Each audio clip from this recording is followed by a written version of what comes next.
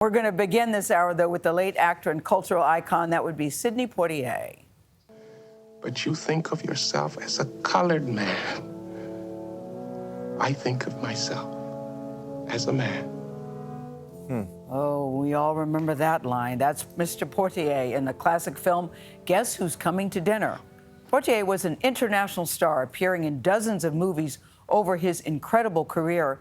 He made history in so many ways. He was the first black man to win the Academy Award for Best Actor.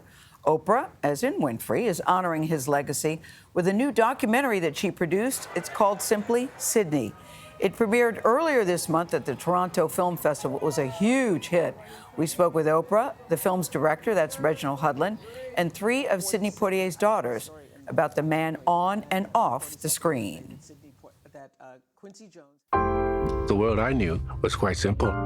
The stories shared in Sidney are told by the one person who could tell them best, Sidney Poitier. I said I am going to become an actor. It's his story in his words. Pamela Poitier is one of his 6 daughters. Because no one can tell you who Sidney Poitier is except Sidney Poitier. I never thought about what I looked like. I didn't know what a mirror was. I love it the way he goes, I didn't know what a mirror was. Yes. Oprah produced the Sidney documentary, and she recorded the interview featured throughout the film. It was done for her Masterclass TV series back in 2012. And that interview ended up lasting 2 days. We have over 8 hours of conversation with him that becomes the spine of this movie. And the reason why it's the spine of the movie is because he had the foresight then. I didn't like it one bit. I called him to plead with him. He said, you can only air this one time.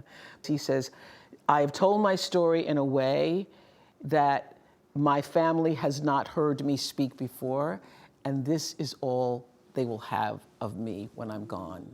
Poitier's family gave Oprah permission to use the interview one more time.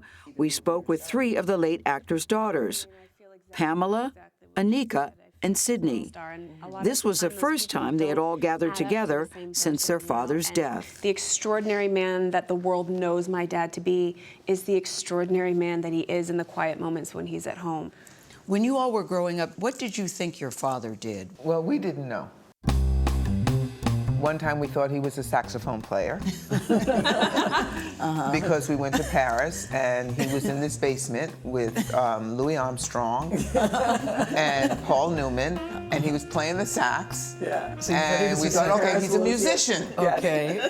Okay. It wasn't until we were allowed to see Lilies of the Field. Get up there and tie off that tie. And so when you saw him in Lilies of the Field, Pamela, what did you think? I thought he was a contractor. Right? I thought that's what he builds churches. He builds churches, right? Yes. I mean, I knew it was a movie, but still, I didn't know like he was an actor because Like we as did a not. kid, you would think, oh, my daddy does that. That's what he does, and they're going to do a movie about him doing funny. that. It must be a doggone good contractor. They made a movie about it. Reginald Hudlin directed the documentary. It's a movie about a movie star. I have a movie star telling the story. We asked him about this impactful scene in cinematic history. Poitier insisted this moment be in the script.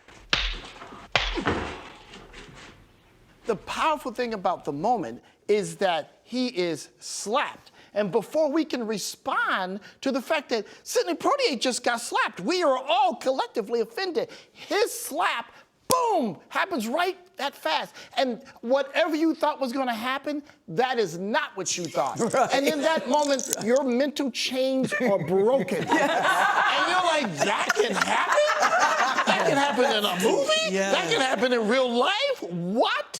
In the documentary, Spike Lee and Quincy Jones weigh in on that moment, too. Black folks went crazy, because they never seen that before. Wow, bam! He was something else, man. In the same year, To Serve with Love, In the Heat of the Night, Guess Who's Coming to Dinner? He is changing the culture on a planetary level. Yeah. But there was a part Poitier refused to play. There was a role as a janitor, which he didn't mind being the janitor, but in the the characterization of the janitor's daughter is murdered and thrown on the lawn, and he is not given any lines of recourse to respond to that. And he said he could never play that role, which was going to pay him $750 Back a then. week at the time. That was a lot of money. At the time, when he was making $75 a week as a dishwasher. And he turned down the role for $750 a week because his father, Reginald Poitier, would never have allowed a daughter of his to be thrown on the lawn and not have any recourse because of his father. Oprah first met Sidney Poitier at her 42nd birthday party, thrown by Quincy Jones. That night, one of the reasons we had such a powerful connection, because at the time I was getting criticized by so many black people for not being black enough, for not doing enough black shows, and why are you hugging white people on your show, and why you're More doing than this? you hug black people, And yeah. and so I had that conversation with him that first night. And what did he say? And he said, "My dear, it's always a challenge when you're carrying other people's dreams. You're carrying other people's dreams." And so that bonded our connection. And so we talked about that and, just life. Born 2 months premature in 1927, Sidney Poitier was not expected to survive. His journey is so written in the stars. It's so one of those stories that you almost can't believe every step of the way. There were angels just all around him. Poitier died in January. He was 94 years old. It really hasn't been a full year.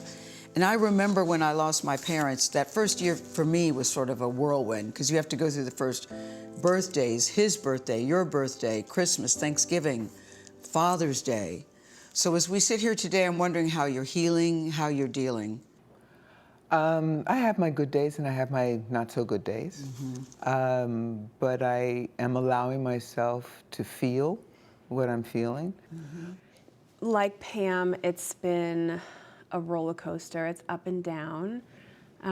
He was such an anchor for us, not just as a family, but for the world, He anchored this goodness and this presence and this safety, and that's gone. When Gayle's mother died, I remember I was having someone for dinner at my house, and she didn't want to interrupt the dinner, and so she waited until the dinner was done.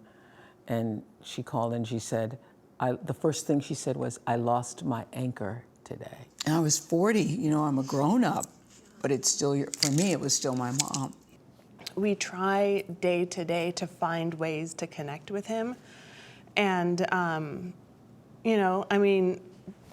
just to lighten it up a little bit, he and I both like to work in bed. He loves to, he wrote all his books in bed, and he loved to work in bed. And so soon after he passed, I started going and sitting in his bed and working. Oh, in his bed. In his bed, yeah. This for me, and working on this project with Reginald and our team, was an act of love. And after he passed, it became my own memorial offering to him. And nothing has made me more proud than to know that people will be able to see him through the eyes that we all have seen him, and will come to know the man he was. Because I will tell you, of all the people I've known in my life, sat with in my life, interviewed in my life, read about in my life, there is no human being more extraordinary, and no human being that I love more than Sidney Poitier. Yeah, there was a lot of emotion in the room that day. That word, you can see it on the tape. Oprah looks at me when she says anchoring. And I lost my anchor because that word is so triggering, and I hadn't thought of it in years, but just the way she said it, it brought back all sorts of memories for me. But Oprah and Sidney had a very close relationship. She talked to him every single Sunday. Wow. Sometimes for an hour, sometimes 15 minutes, sometimes 2 hours, about everything. Wow. So they had a deep, deep, deep connection. And the thing that always struck us about Sidney Poitier, he was a man of such integrity. Integrity.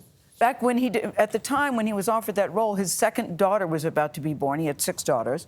His second daughter was about to be born, and he still turned it down. And it was great sitting with his 6 daughters. He's been married twice, and he's got 6 girls. 5 are still living. And I'm the oldest of 4 girls, and I asked him, "Do you think your dad wanted a son? He said, no, he always said he didn't, but Sidney said, I'm named Sidney. Because they were expecting what? They were hoping for what? I'm still named Sidney. So there's deep love. And this was the first time, guys, that the daughters had gotten together since their father died. And the first time they'd seen the documentary together. And that was at a film festival. Yeah, it was at the Toronto Film Festival. It got a standing ovation, very, very widely and positively received. The word integrity, it stands out because Nate. we say that life is about compromise, but for Sidney, it wasn't. He did not waver on what he stood on. Nope. I can't wait to see the documentary, but Gayle, I have to be honest, I'm going to go home and watch that piece again. That was powerful. I really want you to see the doc. Denzel's in it, Halle Berry's in it, Barbara Streisand's in it, Lenny Kravitz. It goes on and on. Sidney premieres, by the way, in theaters and on Apple TV Plus when? This Friday. You can all take a look.